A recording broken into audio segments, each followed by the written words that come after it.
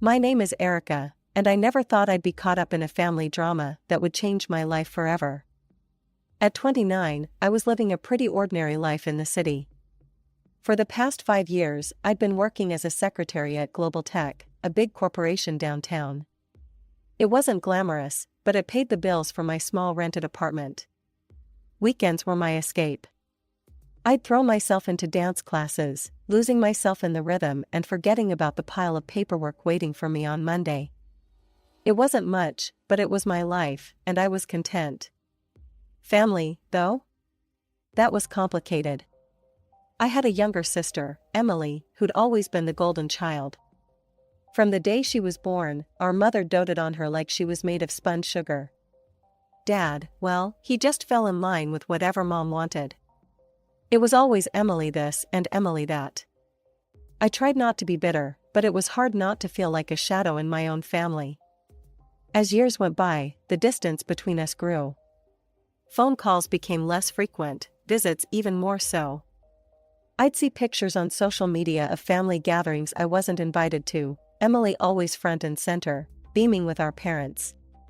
It stung, but I told myself I was better off focusing on my own life. That's why I nearly dropped my phone when Mom's number flashed on my screen one Tuesday evening. I hesitated before answering, bracing myself for whatever drama might be on the other end. Erica, it's your mother, her voice crackled through the speaker. Hi, Mom, I replied, trying to keep my tone neutral.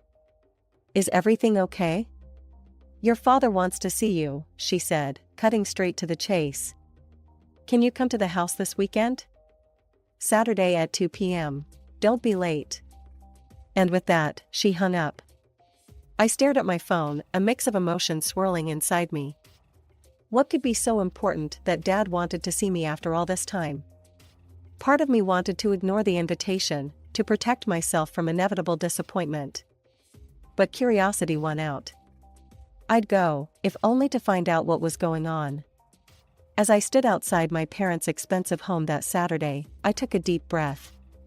The house looked the same as always, a monument to my parents' success and a reminder of the life I'd never quite fit into. I rang the doorbell, half expecting no one to answer, half hoping no one would. The door swung open, and there stood my mother, her face a mask of polite indifference. You're here, she said, stepping aside to let me in. Everyone's in the living room. Seated in the plush living room were my father, looking pale and drawn, my sister Emily, and her husband, James. The atmosphere was tense, thick with unspoken words and hidden agendas. I perched on the edge of an armchair, feeling like an outsider in my own family home. Up close, I could see how ill Dad looked. His skin was pale, almost translucent, and his eyes seemed sunken. A chill ran down my spine as I realized this wasn't just a casual family gathering. I've got something to tell you all, Dad continued, his gaze sweeping across the room. I'm terminally ill. The doctors say I don't have much time left. The words hit me like a physical blow. I gasped, tears springing to my eyes. Despite our strained relationship, I loved my father. The thought of losing him was unbearable. Daddy, I choked out, reaching for his hand. He squeezed mine weakly, a sad smile on his face. Emily let out a dramatic sob, burying her face in her husband's shoulder. Mom sat stone-faced, her lips pressed into a thin line. I wondered how long they'd known, how long they'd kept this from me. There's more, Dad said, his voice growing stronger. I've made some decisions about my will. The room fell silent. Even Emily's sobs quieted as everyone leaned in, listening intently. Mary, Dad said, looking at Mom, you'll get the apartment in the city. Mom nodded curtly, as if this was expected. Emily, the house will be yours. My sister's eyes lit up, a smile breaking through her tears. Then Dad turned to me, and I saw a determination in his eyes I'd never seen before. Erica, I've decided to leave you my savings. All of it. $800,000. For a moment, I couldn't breathe. $800,000? It was more money than I'd ever dreamed of having. But more than that, it felt like acknowledgement, a way of making up for years of being overlooked. The silence that followed was deafening. Then, all hell broke loose. Emily jumped to her feet, her face contorted with rage. "Dad, that's not fair. Eric is barely even part of this family anymore." "She doesn't deserve it," Mom hissed, glaring at me as if I'd somehow orchestrated this. "John, you need to exclude her from the will. Now." I sat there, stunned, as my mother and sister railed against me. And then Dad slammed his fist on the coffee table, the sound echoing through the room. "Enough," he roared, his face flushed with anger. "This is my decision, and I won't change it." Turning to Mom, his eyes blazing, he continued, "I've been under your influence for far too long, Mary. I've neglected Erica because of you, and it ends now." The room fell silent once more. I stared at my father, seeing him in a new light. For the first time in my life, he was standing up for me. Dad turned to me then, his anger melting into sorrow. "Erica, can you ever forgive me? I've been a terrible father to you." Tears streaming down my face, I moved to him, wrapping my arms around his frail frame. "I forgive you, Dad," I whispered. "I love you." We held each other for a long moment, years of hurt and misunderstanding flowing away. When we finally separated, Dad looked exhausted. "I need to rest now," he said, slowly getting to his feet. "Erica, thank you for coming." As Dad left the room, the atmosphere shifted palpably. Mom stepped forward, her face a mask of barely contained fury. "Listen here, Erica. You need to do the right thing and give up your share of the inheritance." "No," I said, my voice stronger than I felt. "I won't give it up. Dad wants me to have it, and I'm respecting his wishes." Emily's face contorted with rage. She stepped closer, her finger jabbing at my chest. "You'll regret this, Erica. Mark my words." Over the next 2 weeks, my phone buzzed constantly with messages from Mom and Emily. Each one demanded I give up the inheritance, their tone growing increasingly hostile and threatening. I ignored them all, focusing on work and my dance classes, trying to find some semblance of normalcy. Then, on a gray Tuesday morning, I got the call I'd been dreading. Dad had passed away in his sleep. The funeral was a blur of black clothes and somber faces. Mom and Emily put on a show of grief, wailing dramatically and clutching each other. I noticed Emily wearing an obscenely expensive necklace and bracelet set, the diamonds catching the light as she dabbed at her dry eyes. After the service, we gathered at the house. I watched in disgust as Emily made a show of removing her jewelry, tucking it into her purse with exaggerated care. As the last of the guests trickled out, I gathered my things, eager to escape.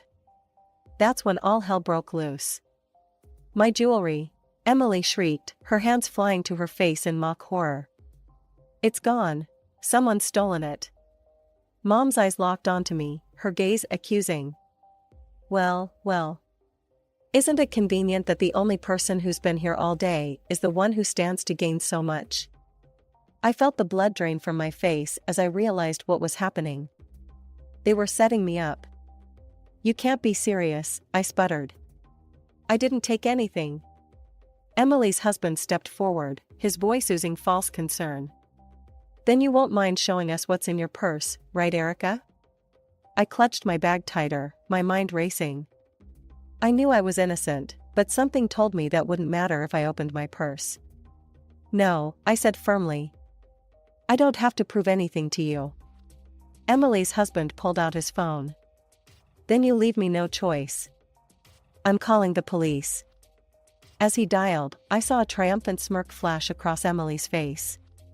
In that moment, I realized just how far they were willing to go to get what they wanted. I stood frozen, my heart pounding, as 2 officers entered the house. Emily immediately launched into a tearful account of her stolen jewelry, painting herself as the grieving daughter, victimized on the day of her father's funeral. "Officers," Emily's husband said, his voice dripping with false concern, "we have reason to believe Erica may have taken the jewelry. She's refusing to show us the contents of her purse." The older of the 2 officers turned to me, his face impassive. "Ma'am, would you mind opening your purse for us?" I felt trapped, knowing that whatever happened next would not end well for me. With shaking hands, I opened my purse. The officer looked inside, and his expression hardened. "Ma'am, I'm going to have to ask you to come with us," he said, reaching into my purse and pulling out Emily's necklace and bracelet. The world seemed to tilt on its axis. "This isn't possible," I stammered. "I didn't take these. I'm being set up." But my protests fell on deaf ears. Mom and Emily launched into a tirade, calling me a thief, a liar, hurling insults that cut deeper than any knife. As the officers led me out, I caught a glimpse of Emily's smug smile, hidden behind her hand as she pretended to sob. At the police station, I sat in a stark interrogation room, still in my funeral clothes, trying to make sense of what had happened. Hours passed, and then the door opened. To my surprise, it was my mother who walked in, not a police officer. She dismissed the officer standing guard, insisting on speaking to me alone. As soon as the door closed behind her, Mom's demeanor changed entirely. Gone was the grieving widow, replaced by a cold, calculating woman I barely recognized. "Listen carefully, Erica," she hissed, leaning close. "You have one chance to fix this mess. Give up the inheritance. Sign it over to Emily, and all of this goes away. The charges, the scandal, everything." I stared at her, disbelief warring with a growing sense of betrayal. You set me up? Your own daughter?" Mom's laugh was harsh and humorless. "Oh, please. You stopped being part of this family long ago. Now, you have a choice. Give up the money, or we'll make sure you go to prison. Think about it, Erica. A thief who stole from her own sister at their father's funeral? Your reputation will be ruined. You'll lose everything." I felt sick to my stomach, the full weight of their betrayal crashing down on me. "No," I said, my voice barely above a whisper. "I won't do it. I didn't steal anything, and I won't let you blackmail me."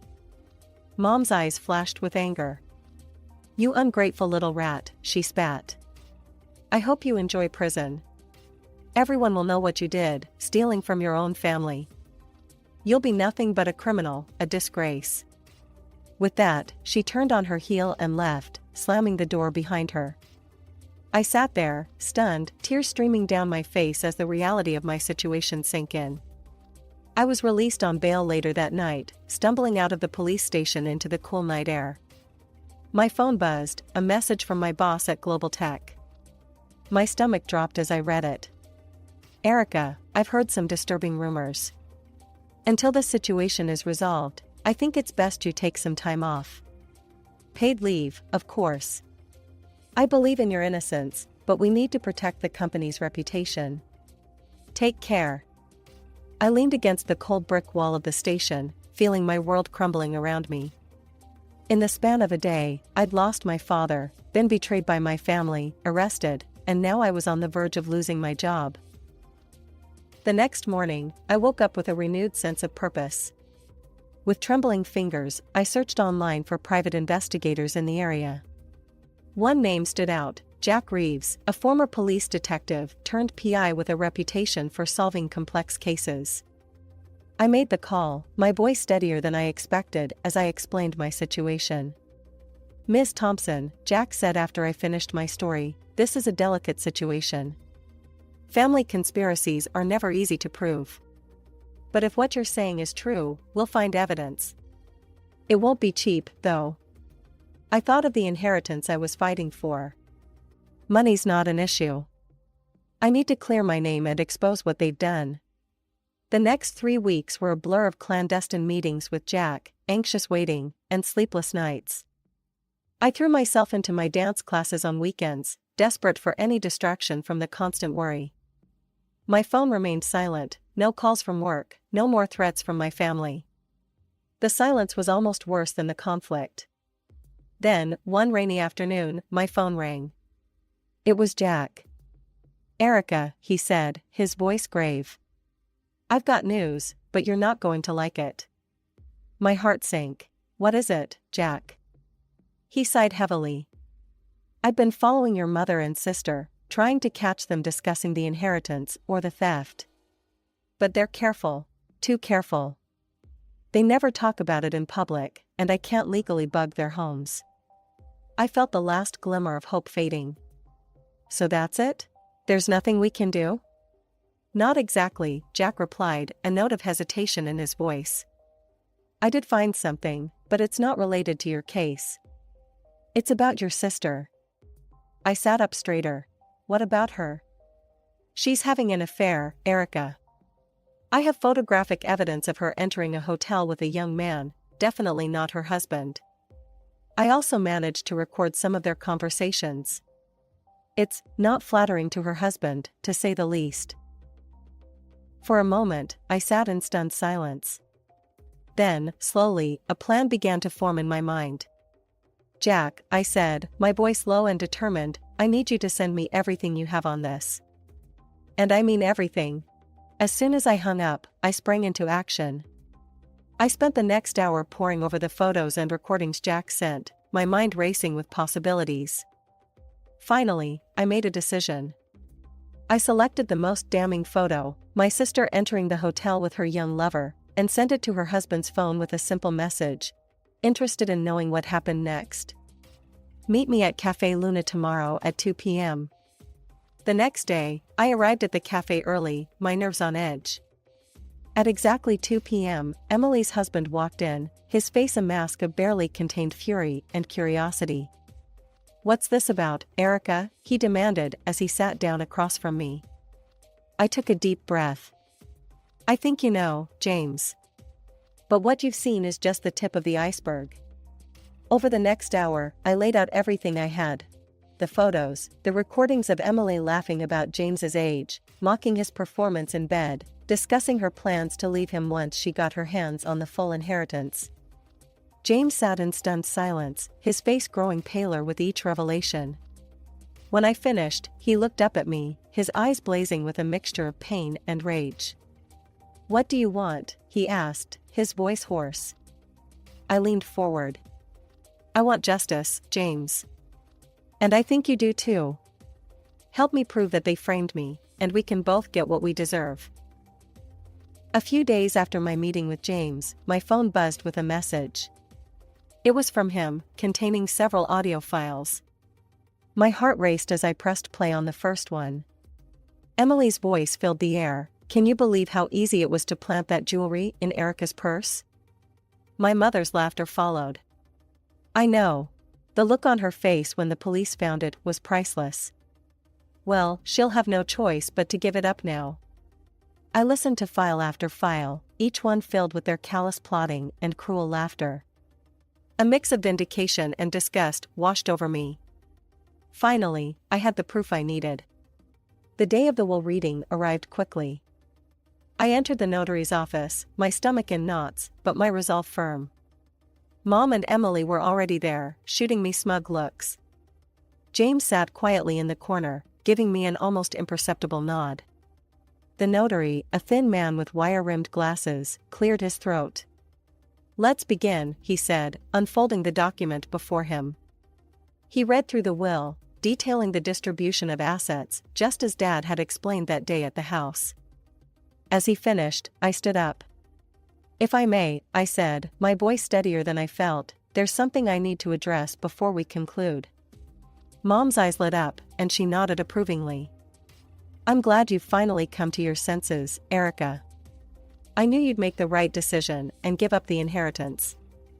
Mom and Emily exchanged triumphant glances, their faces beaming with anticipation. But I was about to disappoint them. I'm afraid you've misunderstood, I said, pulling out my phone. I think you'll all want to hear this. I pressed play, and the room filled with their voices, gleefully discussing how they had framed me for theft. As the recording played, I watched the color drain from their faces. Emily let out a strangled gasp, while Mom sat rigid, her lips pressed into a thin line. When it ended, chaos erupted. You lying scum! Emily screeched, lunging towards me. How dare you? Mom hissed, her composure cracking. You ungrateful, scheming. I recorded those conversations. James suddenly spoke up, his voice cutting through the commotion. The room descended into madness. Emily was screaming at James, Mom was hurling insults at me, and I stood there, watching it all unfold. Silence. The notary's voice boomed, startling us all into quiet. This is a legal proceeding, not a circus. Everyone will calm down this instant, or I'll have you all removed. As the notary's words echoed through the room, a heavy silence fell. It was broken by James, who stood up abruptly, his face a mask of barely contained fury. Since we're airing dirty laundry, he said, his voice trembling with anger, I have something to add. He reached into his jacket and pulled out a photograph, slapping it down on the table in front of Emily. Emily's face drained of color as she stared at the image. It showed her entering a hotel with a man who was decidedly not her husband. I know everything, Emily, James spat. Your affair, your lies, all of it.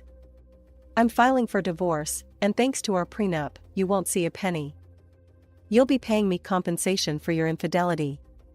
Emily's mouth opened and closed like a fish out of water, no words coming out. Mom looked between Emily and James, her expression a mix of shock and dawning horror as she realized their carefully constructed world was crumbling around them. Suddenly, the door to the notary's office swung open. 2 police officers walked in, their faces stern. Mary and Emily Thompson, one of them asked, though it was clear he already knew who they were. Mom and Emily looked up, tears streaking their faces. You're under arrest for false accusations of theft and attempted blackmail, the officer continued. You have the right to remain silent. Anything you say can and will be used against you in a court of law. As the police read them their rights and handcuffed them, I watched with a mixture of satisfaction and sadness. This was justice, but it was also the final nail in the coffin of our family relationship. I walked out of the office behind the police, watching as they put Mom and Emily into separate patrol cars. As the sirens faded into the distance, I felt a weight lift off my shoulders. It was over. Taking out my phone, I dialed a familiar number. Erica, my boss's voice came through, sounding concerned. Is everything all right? Better than all right, I replied, a smile in my voice. I can explain everything now. The accusations against me were false, and I have proof. I gave him a brief rundown of what had happened. As I finished, I heard him let out a low whistle. Erica, I'm so sorry you had to go through all that, he said, genuine sympathy in his voice. But I'm glad the truth came out. Listen, your job is still here whenever you're ready to come back. In fact, I'd be delighted to see you at work as soon as you feel up to it. The weeks following the confrontation at the notary's office were a whirlwind of legal proceedings and life-changing decisions. As the truth came to light, the charges against me were quickly dropped. The relief I felt was indescribable, like a weight I'd been carrying for months suddenly lifted from my shoulders. But for Mom and Emily, the nightmare was just beginning. They faced charges of false accusation and attempted blackmail. The trial was swift and damning, with the recorded evidence leaving no room for doubt. In the end, they were found guilty on all counts. The judge, a stern-faced woman with piercing eyes, looked down at them from her bench. In addition to the criminal penalties, this court orders Mary and Emily Thompson to pay substantial damages to Erica Thompson for emotional distress and damage to her reputation. The fine was staggering. Mom's face went pale as the amount was read out, while Emily burst into tears. In the days that followed, I watched from a distance as their lives unraveled. Mom, with no other choice, was forced to sell the apartment Dad had left her. It was a beautiful place in the heart of the city, but now it slipped from her grasp, the proceeds going straight to me as part of the damages. Emily's situation was even more dire. The house she'd been so smug about inheriting had to be sold to cover her part of the fine. I couldn't help but feel a twinge of satisfaction as I remembered her gloating face the day Dad announced his will. But Emily's troubles didn't end there. James, true to his word, filed for divorce. He demanded the compensation outlined in their prenuptial agreement for her infidelity. What little money was left from the sale of the house went straight to him. In the span of a few short months, Mom and Emily had lost everything. Their comfortable lives, their social standing, their financial security, all of it gone. They were left with nothing but the consequences of their own actions. As for me, I found myself in a position I'd never dreamed possible. With the inheritance from Dad and the damages from Mom and Emily, I had more money than I knew what to do with. After much thought, I decided to buy a beautiful apartment in a quiet part of town. It was everything I'd ever wanted in a home, spacious, bright, and most importantly, mine. The rest of the money, I invested carefully. I spent hours researching, consulting with financial advisors, and making prudent decisions. My goal was to ensure a steady income for years to come, to build the security that I'd always longed for. As I stood in my new apartment, looking out over the city skyline, I couldn't help but reflect on the tumultuous journey that had brought me here. The pain, the betrayal, the fight for justice, it had all led to this moment. I thought of Mom and Emily, now struggling to make ends meet. Part of me felt sorry for them, but a larger part knew that they were facing the consequences of their own choices. They had tried to take everything from me, and in the end, they'd lost it all themselves. My phone buzzed with a message from my boss, confirming my return to work next week. I smiled, looking forward to getting back to normal, or rather, my new normal.